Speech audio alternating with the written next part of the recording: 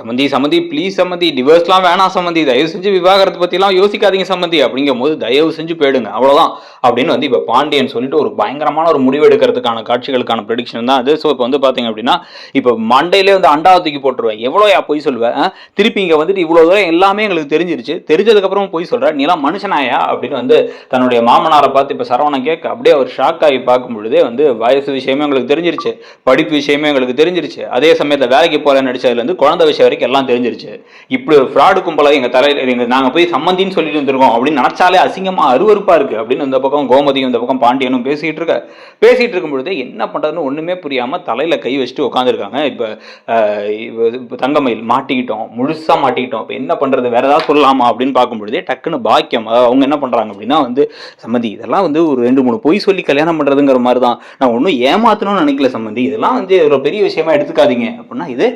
ஏமாத்துறது பெரிய விஷயம் இல்லையா. இதே மாதிரி நான் வந்து என் பையனை பத்தி அவனுக்கு ஏற்கனவே கல்யாணம் ஆயிருந்துச்சு, அவனுக்கு ஒரு குழந்தை இருக்கு, நான் அவன்கிட்ட சொல்லாம விட்டோம் அப்படின்னு சொல்லி தான் நீங்க ஏத்துட்டு இருந்திருப்பீங்களா? சின்னதா ஒரு விஷயம் நடந்தா அதை எப்படி வந்து பேச முடியுது உங்களால? அன்னைக்கு ஒரு நாள் இந்த மாதிரி ஏதோ ஒரு விஷயத்துக்கு வரும்பொழுதெல்லாம் வந்து என்னோட மிச்ச 2 மருமகள்லாம் குத்தி காமிக்கிற மாதிரி பேசிட்டு போனீங்க, ஏதோ வந்து சீர் செய்யறதுக்குலாம் வந்து உங்க வீட்டிலலாம் யாரும் வரமாட்டாங்கல்ல அப்படின்னு நக்கலா கேட்டு போனீங்க. அந்த சீர்பணம் எங்க இருந்து வந்துச்சு அப்படிங்கும் போதே வந்து அப்பா அந்த சீர்பணம் எப்படி வந்துச்சு நான் சொல்றேன்ப்பா அப்படின்னு சரவணன் உள்ள வந்து நம்ம கடையில் ஒருத்தர் 10,000 ரூபாய் பணம் உங்களுக்கு கொடுத்தேனாரு, ஆனா என்ன நீங்க வரலையடா, கணக்குல இடிக்குதேடா, யாரா வாங்கி வச்சான்னு பேசிட்டு இருந்தீங்களா நேத்து, அதை காசு வேற எங்கேயும் போல, அந்த பணத்தை வாங்கினதே இந்த ஆள் தான், இந்த ஆள் வாங்கி இந்த ஆள் பாக்கெட்ல போட்டிருக்காரு அப்படின்னு ஒரு சிசிடிவி ஃபுட்டேஜை காமிக்க ஐயோ அப்படின்ட்டு இப்படி திரும்பி பார்த்து யோ மனுஷனாயா நீ எல்லாம் அப்படின்ட்டு கடையில் வந்து பணம் எடுத்துருக்க அப்படின்னா வந்து இந்த மாதிரி கல்லால் வந்து பணம் எடுத்திருக்காருப்பா,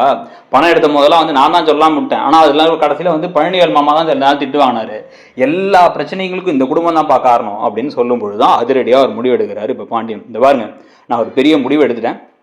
நீங்கள் வீட்டுக்கு போங்க, இந்த வீட்டை விட்டு முதல்ல கிளம்புங்க, இங்கே இருந்தால் வந்து பிரச்சனை ஆகிடும், பசங்கள்லாம் அவ்வளோ கோபமாக இருக்கானுங்க, எந்த நேரத்தில் எப்படி நடந்துக்குன்னு தெரியாது, அது இவ்வளோ போய் சொல்லிட்டு திருப்பி அதை சமாளிக்கணும்னு வேறு நினைக்கிறீங்க பார்த்தீங்களா, தயவு செஞ்சு முதல்ல கிளம்புங்க, அது எதாக இருந்தாலும் அப்புறம் பேசிக்கலாம் அப்படிங்க. இல்லை சம்மதிங்க இந்த பக்கம் மாமா ப்ளீஸ் மாமா நான் போக மாட்டேன் மாமான்னு இந்த பக்கம் வந்து தங்கமயில் அப்படியே கெஞ்சி கதறி கூப்பாடு போட்டுக்கிட்டு இருக்க இந்த சமயத்தில் வந்து இந்த பாருங்க நான் தெளிவாக சொல்கிறேன், நீ கிளம்பியே தீரணும், கிளம்புனா கிளம்பிடுங்க அப்படின்னு சொல்லிட்டு வந்து இப்போ பாண்டியன் துரத்தையே விட்டுறாரு. பாண்டியன் துரத்தி விட்டதுக்கு அப்புறமா தான் வந்து என்ன பண்ணுறது அப்படின்னு ஒன்றும் புரியாமல் இவங்க அப்படியே வந்து விடுகதையாக அந்த வாழ்க்கையின்னு அப்படியே வீட்டை விட்டு கிளம்பி மெதுவாக போனதுக்கு அப்புறமா தான் வந்து பார்த்தீங்க அப்படின்னா வந்து பாண்டியன் தலையில் இடி விழுந்த மாதிரி உட்காந்துருக்காரு. இன்னும் என்னென்ன போய் சொன்னாங்களோ தெரில, இத்தனை நாள் இவளை வந்து நம்பி நம்ம வீட்டுக்குள்ளே விட்டுருக்கோம், எவ்வளோ பெரிய ஃப்ராடாக இருக்கா, எல்லாரும் கேட்குற மாதிரி தான், அவள் பேரே தங்கமயிலான்னு தெரில அப்படின்னு வந்து பேசிகிட்டு இருக்கும் போதே வந்து பாண்டியன் முதல்ல என்ன சொல்கிறார் அப்படின்னா அந்த புள்ள போட்ட நகையெல்லாம் எங்கே இருக்குது அப்படின்னு கேட்குறாரு. ராஜிக்கும் மீனாவுக்கும் அப்படியே வந்து அள்ளு விட்டுருது, அவங்க 2 பேரும் அப்படி திருதுன்னு முடிக்க எதுக்கு அப்படின்னா அவங்க வீட்டில் கொடுத்துருந்தாங்க, நகையெல்லாம் எங்கே இருக்குது அப்படின்னா அதெல்லாம் பேங்க்ல தாங்க இருக்குது, முதல்ல எடுத்து அதை அவங்க மூஞ்சிலே திருப்பி கொடுத்துரு, அந்த பணமெல்லாம் அவங்கள்ட்ட திருப்பி கொடுத்துட்றோம், நகையெல்லாம் திருப்பி கொடுத்துட்றோம், இதுக்கப்புறமா வந்து சரவணா நீ வந்து என்கிட்ட வந்து ரொம்ப நல்ல பிள்ளையா நீ மட்டும் தான் இருந்திருக்க, மற்ற எல்லாத்தையுமே எனக்கு ஏதாவது ஒரு குறை இருந்திருக்கு, ஏதாவது ஒரு பிரச்சனை இருந்திருக்கு, நான் சொன்னதை எப்பயுமே செய்வேன், நான் கிழிச்ச கோட்டை தாண்ட மாட்டேன், வேலையை விட்டுட்டு கடைக்கு வந்து உட்காந்துக்கிட்டேன், அதுக்கப்புறம் வந்து வேலைக்கு போய் சம்பாதிச்ச காசு ஃபுல்லாக என்கிட்ட கையில் கொடுத்தேன், நான் உனக்கு நல்ல ஒரு பொண்ணை கட்டி வைக்கணும், அதுவும் வந்து சொந்தக்காரங்க இருக்க பொண்ணா, படித்த பொண்ணா, அதே சமயத்தில் குணமான பொண்ணா, எல்லாமே வந்து நல்லதாக வந்து உனக்கு ஒரு பொண்ணு வேணும் அப்படின்னு நினச்சேன் நான், ஆனால் அது எதுவுமே நான் அமைச்சு கொடுக்கல, ஒரு கம்ப்ளீட் ஃப்ராடை வந்து நான் உனக்கு வந்து கல்யாணம் பண்ணி வச்சிருக்கேன் நினைக்கும் போது எனக்கு அசிங்கமாக இருக்குது, எனக்கு வருத்தமாக இருக்குது, ஆனால் அதுக்கெல்லாம் சேர்த்து வச்சு அப்பா உனக்கு ஒரு பரிகாரத்தை தேடுறான்டா, இந்த கல்யாணத்தை முதல்ல டிவோர்ஸுக்கு அப்ளை பண்ணுறோம் அப்படின்னு எல்லாரும் ஷாக் ஆயிடுச்சுன்னு டிவோர்ஸ் ஆமாம், இதுக்கப்புறம் அவளெல்லாம் நம்பி எப்படி வீட்டுக்குள்ள விட முடியும், அதெல்லாம் வந்து இதுக்கப்புறம் அந்த குடும்பத்தெல்லாம் நம்பவே முடியாது, டிவோர்ஸுக்கு அப்ளை பண்ணுறோம்,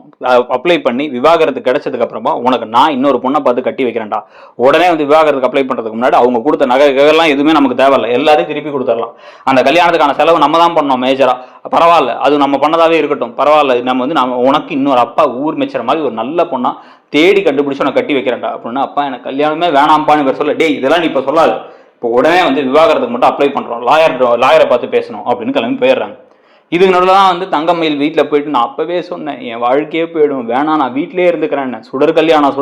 சொல்லி சமாளி நீங்கள் அந்த ஆள் கூட நிம்மதியாக கூட நான் வாழக்கூட முடியல, எல்லா நேரமும் என்னை வந்து குத்தி காமிக்கிற மாதிரி பேசி காயப்படுத்துகிற மாதிரி பேசிட்டு இருந்தார், அப்படி பேசிக்கிட்டு இருந்த போதே நான் நிம்மதியாக இருக்க முடியாமல் இருந்துச்சு. இப்போ இந்த வீட்டுக்கு எல்லாத்துக்கும் தெரிஞ்சிருச்சு, அவங்க வீட்டை விட்டே போக சொல்லிட்டாங்க, இப்போவும் நீ என்ன சொல்லுவேன், இந்த வீட்டில் இருக்காத, அங்கே எங்கேயாவது ரோட்டுக்கு போனால் ரோட்டுக்கு தான் போகணும், இல்லை நான் அந்த வீட்டுக்கே திரும்பி போனால் என்னை எப்படி அவங்களால நம்பி சேர்த்துப்பாங்க அப்படின்னு உங்கள் புலம்பி எல்லாம் ஒன்றால் என் வாழ்க்கை போச்சுன்னு தங்கமயில் தலையிலே அடிச்சுட்டு இருக்க அடிச்சுக்கிட்டு அங்கேயே தூங்கி காலையில் வந்து பார்த்தா காலையில் வக்கீல் நோட்டீஸ் வந்துடுது. வக்கீல் நோட்டீஸ் வந்தோடனே உங்க ஷாக் ஆகி பார்க்க விவாகரத்து நோட்டீஸ் அனுப்பியிருக்காங்க அப்படின்னு சொல்லி அப்படி தலையில கை வச்சுட்டு அப்படியே தங்கமயில் இப்போ சந்தோஷமாமா உனக்கு சந்தோஷமா என் வாழ்க்கையை அழிச்சது மட்டும் இல்லாமல் பாத்தியா விவாகரத்து நோட்டீஸும் வந்துடுச்சு. இனிமேல் அந்த வீட்டில் தான் நான் வாழ வெட்டியா உட்கார போறேன். போதுமா உனக்கு நிம்மதி தானே? இதுதானே பிளான் பண்ணேன். இப்போ அடுத்து இப்போ சுடருக்கு எப்படி கட்டி வைப்பேன்? அவங்க அக்காவுக்கு ஏற்கனவே கல்யாணம் முடிஞ்சிச்சு, மாப்பிள்ள ஃபாரின்ல இருக்காருன்னு சொல்ல போறியா அப்படின்னு கேட்டுட்டு இருக்காரு. அவங்க இந்த வக்கீல் நோட்டீஸ் அனுப்புனா எல்லாம் முடிஞ்சா நம்ம ஒத்துக்க மாட்டோம்டி, நம்ம ஒத்துக்க மாட்டோம் அப்படின்னா எப்படிமா ஒத்துக்க மாட்டோம்? நம்ம சொன்னது எல்லாமே பொய்ன்னு அவங்க சொல்லுவாங்க. கோர்ட்ல போய் அத்தனை விஷயத்தையும் சொல்லுவாங்க. இதுல வேற வந்து அந்த நகை மேட்டர்னு தெரிஞ்சிச்சுன்னா மொத்தமா அவ்வளவுதான், ஃப்ராடு கும்பல்னு முடிவு பண்ணி நம்மளை ஜெயிலில் பிடிச்சி போடாமல் இருக்கிறதே பெரிய விஷயம் அப்படின்னு வந்து பேச ஐயோ என்ன பண்றதுன்னு சொல்லி யோசிச்சுட்டு இருந்து டக்குன்னு வந்து இதை விடக்கூடாது, நம்ம ஏதாச்சும் ஒன்று பண்றோம் அப்படின்னு சொல்லிட்டு வந்து நேராக கிளம்பி அடுத்து கோர்ட்டுக்கே கிளம்பி போய் கோர்ட்டு வாசல்லே வந்து புலம்பு போய் அந்த பாண்டியன் குடும்பத்தை பார்த்து கெஞ்ச ஆரம்பிக்கிறாங்க. இந்த பக்கம் பாக்கியம், தயவு செஞ்சு இந்த மாதிரி எந்த முடிவு எடுக்காதீங்க, தயவு செஞ்சு வந்து என் பிள்ளைய வந்து ஏற்றுக்கோங்க, அவள் வாழ்க்கையை யோசிச்சு பாருங்க, அவளை யார் என்ன பண்ணுவா அப்படின்னா வந்து பொய் சொல்லி ஏமாற்றி திருட்டுத்தனம் பண்ணி ஃப்ராடுத்தனம் பண்ணி எல்லாத்தையும் ஏமாத்துறதுக்கு முன்னாடி யோசிச்சிருக்கணும். நகையெல்லாம் எடுத்து வர சொல்லியிருக்கோம். பேங்க்ல இருந்து நகையெல்லாம் வரட்டும், வந்த உடனே உங்க நகையெல்லாம் வந்து எடுத்துக்கங்க, அந்த நகையெல்லாம் எங்களுக்கு தேவையில்லை, எங்களுக்கு யாரோட சொத்து வேணாம், யாரோட பணமும் வேணாம் அப்படிங்கும் போதே உங்களுக்கு திருன்னு முடிக்கிறாங்க. நகையை எடுத்து பார்க்கும் பொழுது அது கருத்து இருந்துச்சு அப்படின்னா மொத்தமும் காலியாச்சே அப்படின்னு வந்து இன்னும் உங்களுக்கு பயம் அதிகமாகுது. இது நடுவில் அங்கே மீனாவும் ராஜியும் வேற ஐயோ நகை எடுத்து வந்தால் நம்ம சொல்லலைன்னு நம்ம வேற திட்டு வாங்குவோமே, ஐயோ உங்களை காப்பாற்ற போய் நம்ம மாட்டிக்கிட்டோமேனா அவங்க தனியாக யோசிச்சுட்டு இருக்க. விவாகரத்தெல்லாம் வேணாம் சம்மதி, பேசிக்கலாம் சம்மதி, முதல்ல கொஞ்ச நாள் பேசி பார்ப்போம் அப்படின்னா அதெல்லாம் கிடையாதுங்க. நான் அப்ளை பண்ணியாச்சு, இன்னையிலேருந்து ப்ரொசீடிங் ஆரம்பிக்குது, விவாகரத்தை முதல்ல வாங்குறேன், என் பிள்ளைக்கு நான் வேற நல்ல பிள்ளையா பார்த்து கட்டி வைக்கிறேன் அப்படின்னா மாமா வேணாம் எனக்கு அவரை மறக்க முடியாது மாமா, அவர் தான் மாமா என் வாழ்க்கை அப்படின்லாம் வந்து இவங்க பேச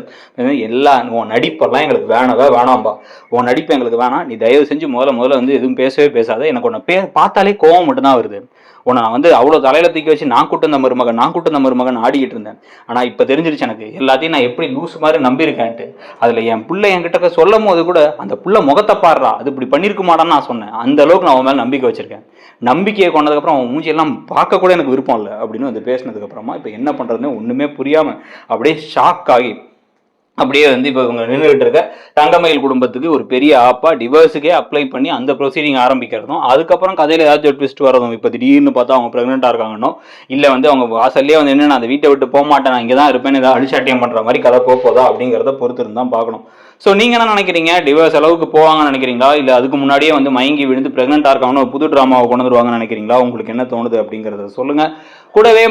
மறக்காமல் நம்மளுடைய இடம் பொருள் சேனலை ஒரு வேலை நீங்கள் சப்ஸ்கிரைப் பண்ணலாம், சப்ஸ்கிரைப் பண்ணி அந்த பெல் ஐக்கானை கிளிக் பண்ணிட்டு நம்மளுடைய மற்ற வீடியோஸ்லையும் பாருங்கள், நிறைய ப்ரெடிக்ஷன் வீடியோஸ் இருக்கும். ஒரு இடம் பொருள் நவ் சேனலில் ரிவ்யூஸ் எல்லாம் ஷார்ட்ஸ் எல்லாம் அங்கே இந்த சேனலில் மூவ் பண்ணியாச்சு, அங்கே இருக்கும், அதையும் பார்த்துட்டு உங்களுடைய கமெண்ட்ஸ் எல்லாம் சொல்லுங்கள்.